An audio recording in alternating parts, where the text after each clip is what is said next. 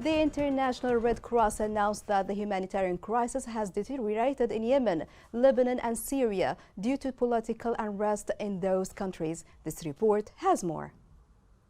A new report by the International Rescue Committee revealed that countries like Yemen, Syria, and Lebanon are most at risk of deteriorating humanitarian situations. Over the past years, millions of Yemenis experience extreme suffering like the effects of the war, ongoing economic crisis, and disrupted public services. The situation in Yemen is most visible in widespread malnutrition, disease outbreaks, civilian casualties, and displacements, as well as the country's collapsing economy and looming famine. Yemen is expected to witness an increase in humanitarian needs in 2023 amid the absence of a de-escalation of the conflict. Food security is at its lowest point in 3 years, and it's likely to deteriorate further if the country is involved in another conflict. Many countries around the world, including Yemen, need urgent humanitarian assistance.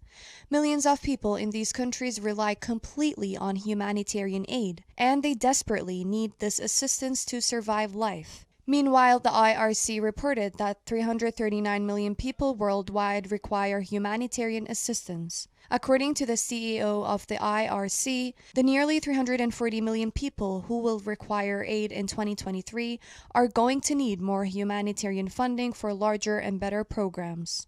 According to the report, Yemen's crisis is worsening as an 8-year conflict between armed groups and government forces continues persistent. While a ceasefire reduced fighting for several months, it failed to ease the economic and health consequences of conflict in October 2022. Humanitarian assistance has lagged.